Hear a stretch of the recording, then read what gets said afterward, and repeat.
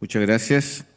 Agradezco la oportunidad de venir a este hermoso lugar y esta universidad que me encuentro que tiene un gran campus, y también una gran convocatoria de mucha gente. Veo mucha gente joven y creo que es oportuno que trate de compartir luego de varias décadas de experiencia este tema, porque en medicina uno tiene que tratar de hacer las cosas bien y tratar de evitar errores en toda la práctica de la medicina, en todas las especialidades. Y lo que trataré de compartir con ustedes es el tema de algunos errores, cuáles son los errores comunes que se cometen y que se pueden evitar, pueden tener consecuencias. Y también trataré, si me alcanza el tiempo, de discutir con ustedes, compartir con ustedes algunos mitos que hay en medicina. Y si es que logro avanzar. Ya. Trataré de hablar de 10 errores y 5 mitos, pero llegaré hasta que se prenda la luz roja, y ahí veremos a cuánto llegamos. Pero probablemente hay muchos más que ni siquiera he considerado yo. ¿De cuáles trataré de hablar? Trataré de hablar de no los grandes errores, ¿cierto? No matar a alguien inmediatamente, sino que aquellas pequeñas cosas que pasan desapercibidas o que la costumbre los mantiene por inercia, por visatergo, y que realmente no se plantean y dicen, bueno, está bien lo que estamos haciendo. Pero son aquellos que yo creo que tenemos que tener claro que un internista no debiera cometer. Y empezando en estos errores, creo que el primero que he cometido es no saber manejar este aparato. Bien, primer error, ¿cierto? Uso la ciprofloxacina para todo y cualquier forma. Ciprofloxacina es un muy buen medicamento, pero no es perfecto. Y si uno, cosas que son buenas, no las aplica donde corresponde, en todo orden de cosas, le va a ir mal. Y vemos cómo ciprofloxacino se usa para muchas cosas, pero hay que tener presente, ciprofloxacino no sirve para infecciones de la piel, donde más se usa. No tiene una acción confiable contra estreptococo ni estafilococo. Por lo tanto, ahí, primera condición la cual no se debe usar. Ciprofloxacina tampoco tiene acción contra los patógenos más habituales de neumonía, neumococo, por ejemplo. Para ello hay las quinolonas respiratorias. Ciprofloxacino tampoco sirve para amigdalitis, ya dije, no sirve para estreptococo piógenes, y el anterior, y también, ¿dónde estoy? Bien, ciprofloxacino es una tentación usarlo contra pseudomonas cuando uno quiere usar terapia oral. Solo en infecciones urinarias tiene un cierto riesgo de funcionar. Segundo error que se comete, ya que hay tanto paciente con insuficiencia renal crónica en hemodiálisis, con catéteres que duran mucho y que no alcanzan a tener a tiempo su fístula, y tienen infecciones. La mayor parte de las infecciones que tienen los pacientes son por estafilococo. Y estos estafilococos muchas veces son meticilino resistentes, de ahí que uno empíricamente empiece a usar vancomicina, pero se lleva la sorpresa de repente, la mitad de las veces por lo menos, de que ese estáfilo no es meticilino resistente, es meticilino sensible. Y uno dice, bueno, ¿por qué no seguimos? Si se da cada 3 días 1 gramo y con eso, y han dado bien con estáfilo meticilino resistente. Es un error y una tentación peligrosa y que tiene consecuencias. Si bien es la vancomicina es la droga empírica, una vez que se sabe qué agente es, hay que tener cuidado. Y esa tentación de usar vancomicina para un estáfilo meticilino sensible a cloxacilina, se paga caro. Hay estudios que muestran una mayor tasa de complicación y mortalidad. 38% más de complicaciones cuando se sigue ese camino. Así que si el paciente tiene un estáfilo meticilino sensible y ustedes dicen, pero tengo que darle 12 gramos de cloxacilina, bueno, tiene una solución en el camino, denle cefazolina con 2 gramos diarios y van a tener la efectividad que tendría con cloxacilina. Segundo error. Tercer error. La dosificación o la subdosificación, podríamos decir, de medicamentos que usamos todos los días. Y con gran frecuencia vemos cómo la ampicilina y la cloxacilina en infecciones graves se subdosifica. Y muchas veces se ve en servicios que son de índole quirúrgico, sin menospreciar en absoluto a mis colegas cirujanos, pero en ese ambiente vamos y vemos un paciente que tiene una infección severa y está con 500 cada 6 de ampicilina o 500 cada 6 de cloxacilina. La cloxacilina y la ampicilina, sobre todo para infecciones graves, ¿cierto? Un hemófilos o una listeria o una estafa en el caso de la cloxa, requiere dosis máxima. Y esta dosis de 4 gramos al día es insuficiente. Para infecciones graves, la dosis mínima es 6 gramos, puse porque hay muchas personas, sobre todo de edad, que son menudas, pero de otra forma son 8 gramos. Y la dosis para infecciones graves, bacteremia, neumonía, endocarditis, osteomielitis, dosis máxima, 12 gramos diarios. ¿Produce flebitis? Sí, pero esa es la dosis en el caso de la cloxacilina y de la ampicilina. Se ha planteado la posibilidad de dar infusión continua que pudiera tener una mayor efectividad, pero no se ha demostrado todavía.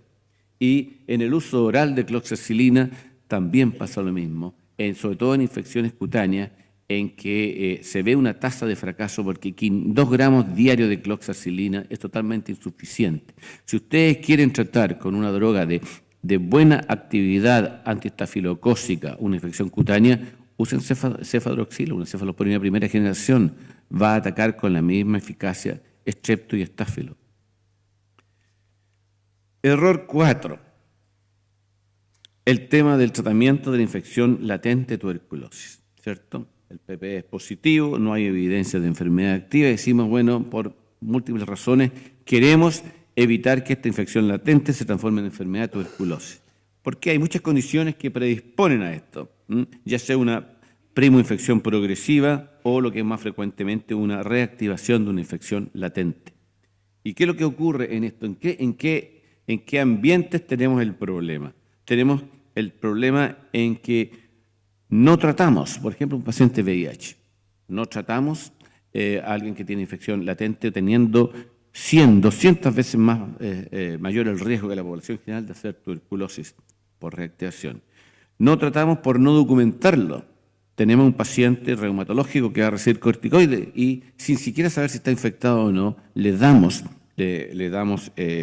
la terapia o la repetimos porque recibió corticoides, paró un año más tarde, recibe corticoides y lo volvemos a hacer. No, el tratamiento de infección latente es curativo, por lo tanto no debe repetirse a menos que haya una nueva exposición.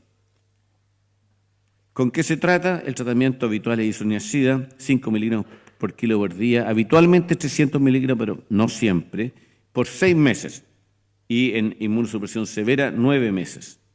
Y no olvidar que hay que agregar piridoxina. Esto hay que tener cuidado porque muchas veces uno manda a un consultorio a que le den isoniazida a un paciente y con el esquema mental de consultorio, a los 2 meses quieren pasar la terapia intermitente. Hay que conversar. Es una práctica que se hace poco el tratamiento de infección latente y como los medicamentos están en los servicios de tuberculosis, hay que no llegar y mandar un papel, sino que conversar cómo tendría que hacerse. El futuro próximo es hacer terapia sin isoniazida, pero eso no ha llegado todavía al país. Error 5. Gatillar un tratamiento sin repetir los hemocultivos. Llegamos especialmente frente a posibles contaminantes y el contaminante más habitual el estafilococo coagulasa negativo, de los cuales la mayoría es epidermidis, pero no todos son epidermidis. Disparar primero y preguntar después. ¿Qué es lo que pasa? Es norma que nosotros tomemos 2 hemocultivos, es la norma actual, pero esa norma de 2 hemocultivos, es decir, un set con 2 hemocultivos, nos dificulta la interpretación, porque podríamos decir que si sale uno positivo y el otro sale negativo, salió positivo el 50% de los hemocultivos. Eso no es real y realmente en ciertas patologías lo que necesitamos es ver que el hemocultivo o que la bacteremia es persistente y que uno tiene de un set de hemocultivos tomados en diferentes tiempos o tomado un mayor número, persiste el mismo agente. Y con el contaminante de estafilococo coagulasa negativo es particularmente importante. Así que podemos iniciar terapia.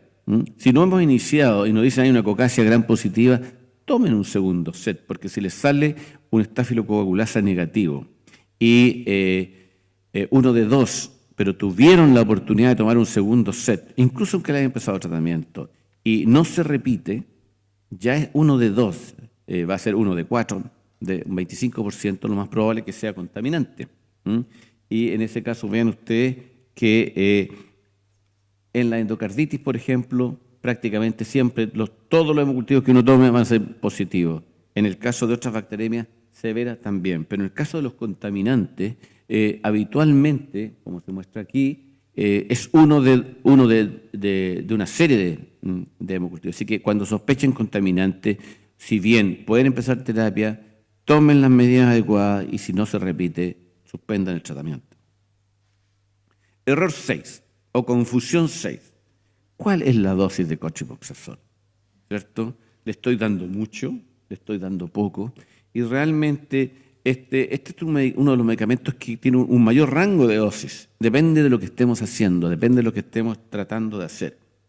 Y así tenemos que, ¿por qué cotrimoxazol? Porque cotrimoxazol es un antimicrobiano de la más plena vigencia. El cotrimoxazol ha tenido momentos en que prácticamente ya no servía para nada, porque en caso de infección urinaria hay una tasa de resistencia alta, pero ha habido fenómenos que lo han vuelto a poner en primer lugar.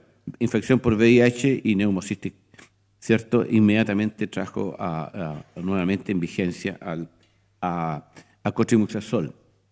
Pero es de primera elección en otras patologías, neumonía por neumocistis, toxoplasmosis, pues antiguamente el tratamiento de la toxoplasmosis era el cotrimoxazol. Después se pensó en sulfadiazina y pirimetamina, pero no hay. Y vuelve el cotrimoxazol a ser usado en toxoplasmosis cerebral, en pacientes con VIH con el mismo resultado. Es también la droga de elección en algo que nos va a llegar en algún momento, Staphylococcus aureus meticilino resistente adquirido en la comunidad, que ya está llegando poco a poco al país y va a ser una arma terapéutica importante. Si la gente es sensible en infección urinaria o en prostatitis, es la droga de elección. Así que es un medicamento que tiene plena vigencia. ¿Y cómo lo usamos? ¿Cierto? En casos de mantención, por ejemplo, de infección por Isospora belli, un fuerte 2 veces al día. Y en infecciones, pielonefritis, infecciones urinarias, es la típica dosis, 2 veces al día.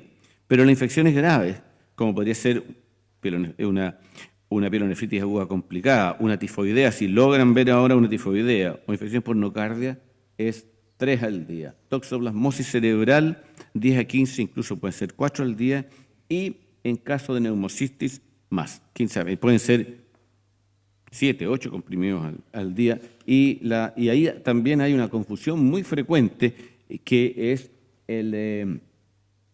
cuánto se le da, y un cálculo fácil es denle un comprimido fuerte cada 11 kilos.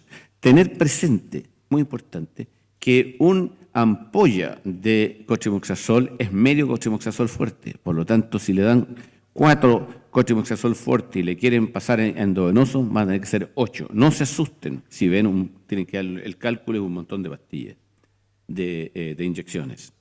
7. Esperar tener lo óptimo sin que eso esté disponible localmente y no hacer oportunamente lo aceptable, ¿cierto? Hay que hacerle una resonancia, eso lo dicen los libros, dice la guía, hay que hacer una punción en vez de operar, hay que hacer, aplicar alguna tecnología, pero no está disponible y nosotros no hacemos lo que corresponde.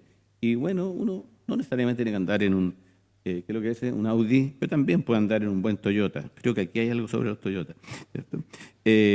Y lo mejor es enemigo de lo bueno. Y esto es terapéutico, pero también diagnóstico. Y lo que voy a conversar con ustedes es esto en términos diagnósticos.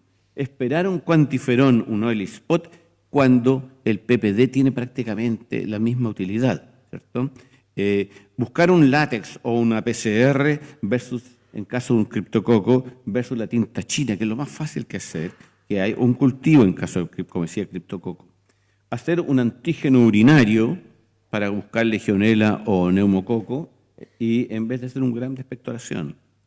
Múltiples serologías para buscar la etiología de una adenopatía sensible cuando realmente también podría hacerse una punción.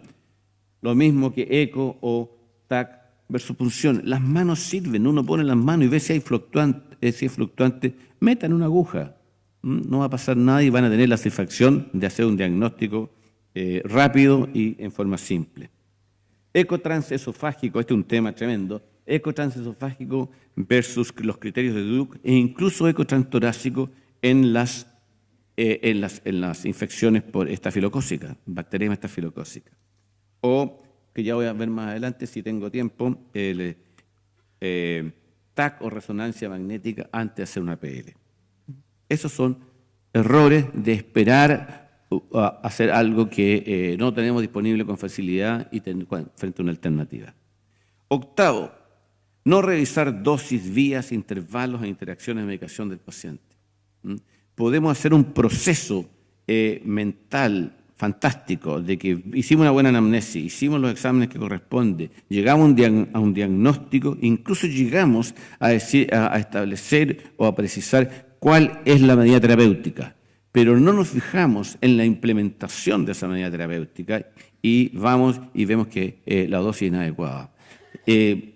Hay publicaciones, muchas de estas, recuerdo una de que en Johns Hopkins, por ejemplo, el 35% de las veces o de los pacientes VIH que tenían terapia antirretroviral, por gente que sabía, la implementación, en el 35% de las veces, 1 de cada 3, había un error.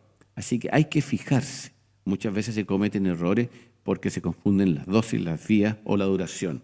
Siempre chequear. No basarse en lo que dijo el especialista. A veces el especialista se equivoca. Así que vean, hay que ver hay que chequear, incluso las interacciones, que es muy importante. Noveno, solicitud de exámenes especiales en estudio de líquidos orgánicos estériles. Pedir de todo.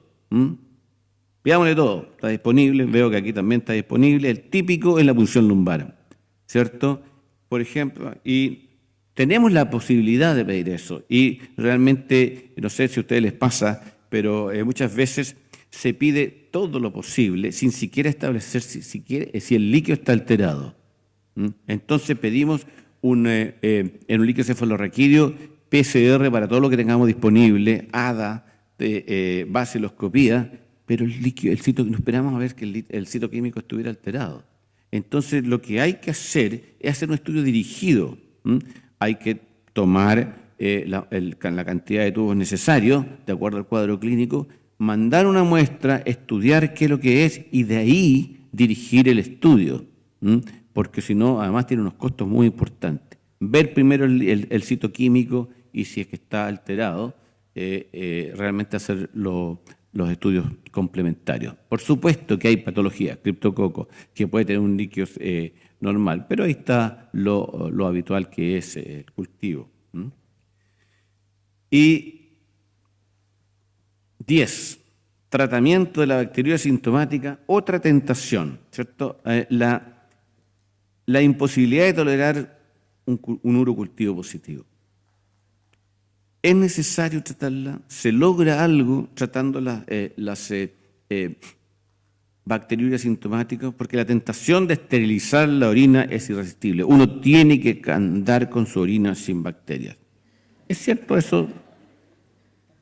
E incluso, me estoy adelantándome, lean un artículo que hay en Clinical Infectious Disease en que alguien plantea la hipótesis, que parece loca, que podría incluso proteger esas bacteriurias asintomáticas, protegerían de la colonización de la orina con patógenos, con bacterias verdaderamente patógenas. ¿Cuándo hay consecuencias adversas en la bacteriuria? Bueno, en la embarazada, todos sabemos, procedimiento urológico en que haya manipulación, se plantea que es neutropénico, bueno, ya es conocido que también en los niños. Así que ni siquiera está documentado de que en los trasplantados ni en los inmunodeprimidos severos una bacteriuria esté demostrado que sea causa de infección o que altere el pronóstico. Es natural que uno trate en esos casos que sí se esterilice, pero no hay una documentación. El tratamiento no previene recurrencia de la bacteriuria asintomática, pero sí está asociado al desarrollo de resistencia y también de todas las consecuencias adversas que puede tener un uso repetido de antibióticos. Clostridium difficile, por ejemplo. ¿En qué deberíamos hacer? Solamente pesquisa de asintomáticos. En embarazadas y previo a procedimientos uroinvasivos. No en los diabéticos, no en el adulto mayor, no en la vejiga neurogénica y no en los portadores de catéter. Y las distintas guías plantean que no es necesario. Así que si no quiere meterse en lío de la bacteriuria asintomática, no pida el examen.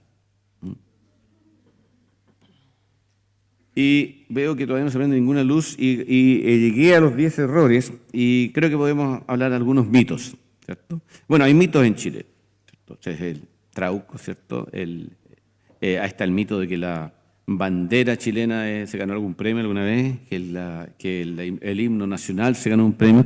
Eso claramente uno podría catalogarlo en los mitos. Hay otros mitos, ¿cierto?, de la mujer chilena, pero yo diría que ese sí que es cierto. Pero hay otros mitos. Vamos viendo algunos mitos. Mito 1, que la serología IgM siempre es característica y diagnóstica de una infección activa. Bueno, lean el Mandel, 4.000 páginas así, pero sí que hay algunas. Y veamos, ¿en qué casos la serología IgM es de utilidad? En hepatitis A, estándar. Esto va a ser el diagnóstico.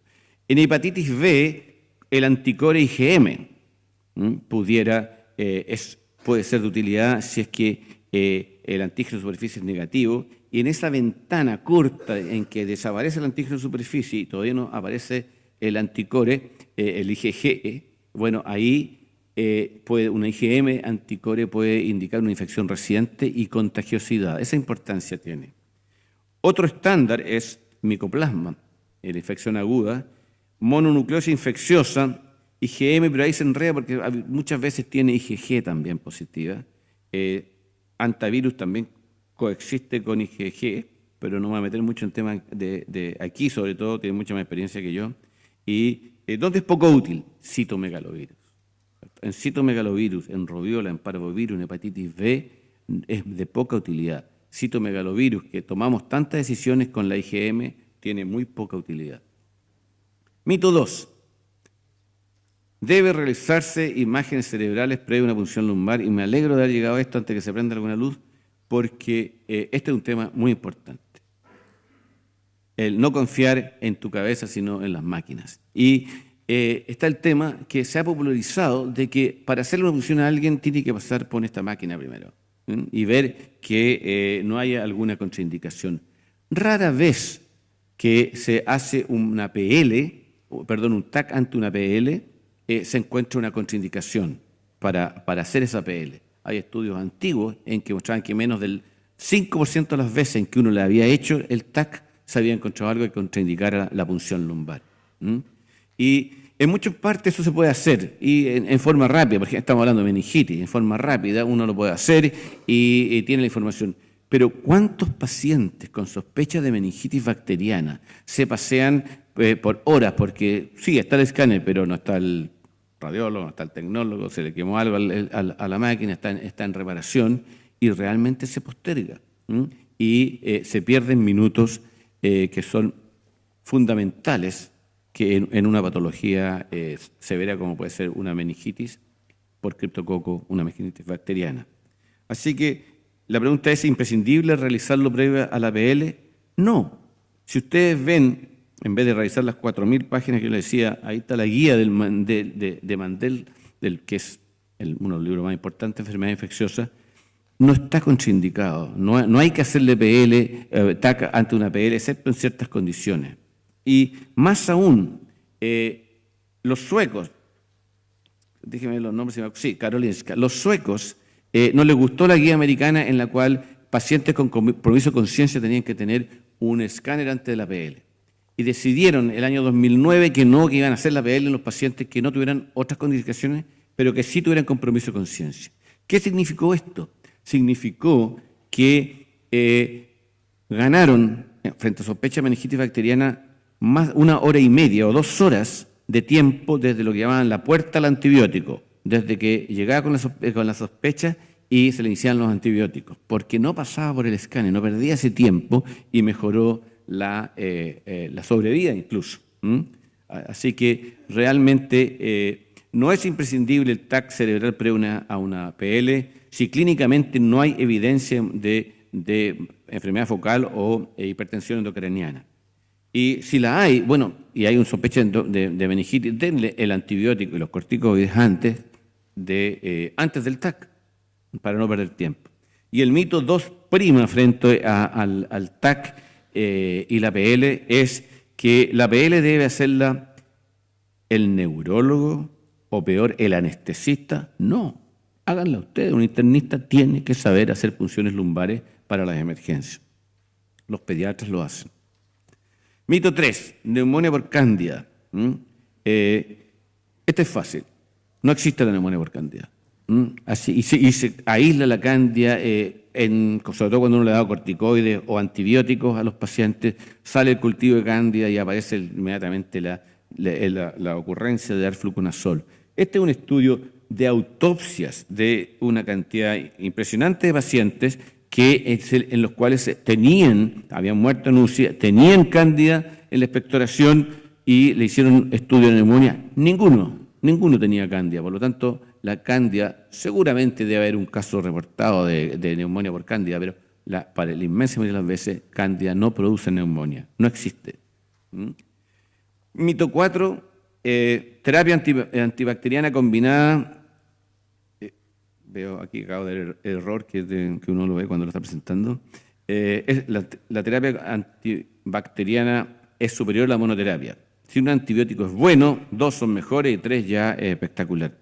Pero, para resumir, hay múltiples estudios, hay metaanálisis, hay estos estudios de Cochrane que revisan la evidencia y realmente, por ejemplo, aquí, sepsis en inmunodeprimido. No hubo diferencia en mortalidad global de la terapia combinada de la monoterapia. Y estamos hablando aquí del 2004, cuando todavía faltaban medicamentos que son mucho más potentes. El fracaso clínico fue más frecuente en la terapia combinada. Neutropénico, no hubo diferencia en mortalidad.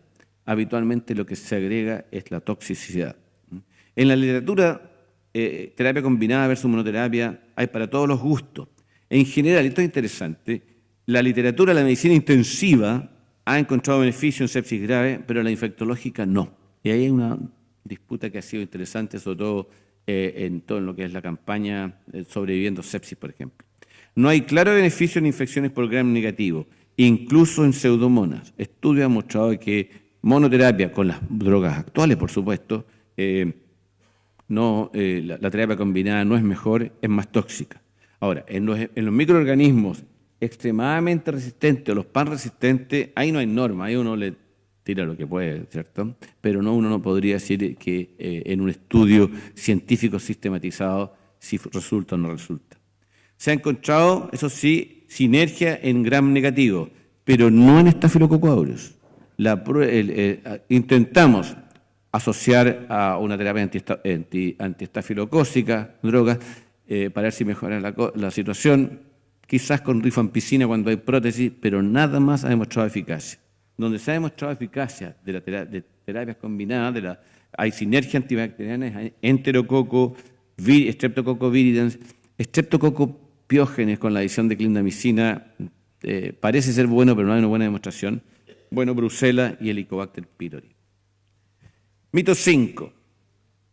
Todo es el mito que hay. ¿Para qué le vamos a hacer un PPD si en Chile todo el mundo es PPD positivo? Yo veo mucha gente joven aquí, la verdad que no lo veo mucho, pero sé que hay mucha gente joven.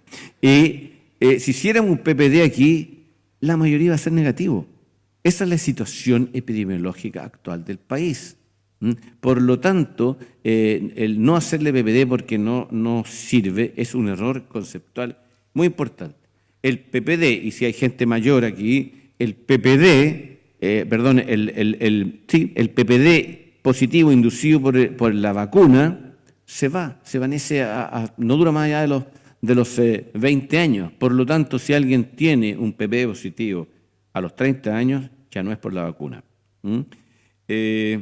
Bueno, no hay cifras oficiales, pero cada vez hay menos jóvenes y adultos PPD positivos. El PPD, que debiera estar fácilmente disponible, que no es la situación, sigue siendo una gran herramienta diagnóstica en inmunocompetente. Otros errores. Aquí tenemos un listado que los voy a enumerar nomás. No vacunar a la gente susceptible.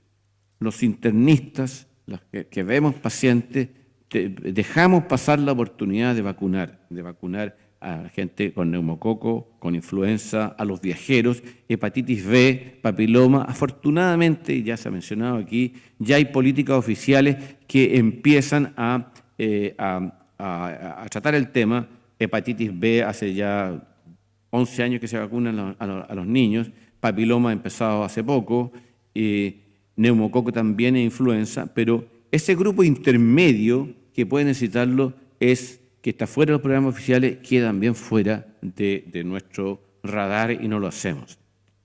No vacunar previo a una esplenectomía. Sabemos que a alguien le van a sacar el vaso, ya sea porque tiene un cáncer gástrico, porque se va a etapificar, y se nos ocurre vacunarlo cuando ya le sacan el vaso. Lo mandan para que venga a vacunarse después que le han sacado el vaso.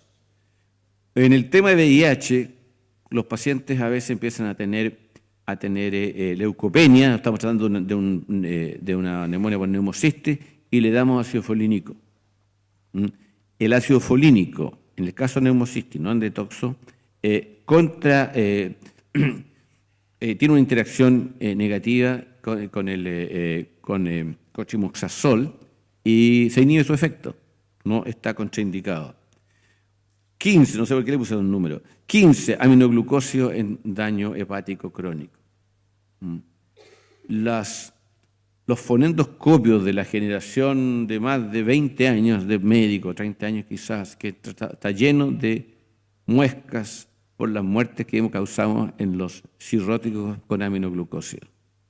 La mejor forma, o no la mejor, pero no hay razón para darle aminoglucósido a alguien que tenga daño renal, daño hepático especialmente inducido por alcohol. La tasa de síndrome hepatorenal o de otro tipo de falla hepática de aquí es enorme y realmente no hay que evitar darle un aminoglucósido por muy bueno que sea en otras circunstancias. 16. No desescalar con aislados multisensibles. Si empezamos el tazonam manco y después sale una Escherichia coli que es sensible o lo que sea, ya hablamos del tema del estáfilo, realmente hay que desescalar. Y eso cuesta mucho que prenda. Si está yendo bien con tazonam manco a esta Escherichia coli multisensible, bueno, sigamos dándole. Error, nos va a afectar la ecología microbiana de nuestra institución, va a alterarle profundamente la flora de ese paciente y se va a gastar mucho más. Bueno, no tomar cultivos, pues no serán útiles o ya está con antibióticos. Tomen cultivos. Si alguien que tiene una bacteremia se demora como 5 días en que se negativice el hemocultivo. Así que si quieren saber qué bacteria es y ya le dieron antibiótico, bueno, vean, van a sorprenderse que muchas veces siguen bacterémicos. 18, esta es nueva, tratar la meningitis ahora que tenemos estas herramientas, como decía, de PCR, estamos diagnosticando en estas meningitis asépticas, que sabemos que son autolimitadas, que no tienen ningún compromiso de conciencia, en un inmunocompetente tiene un herpes simplex.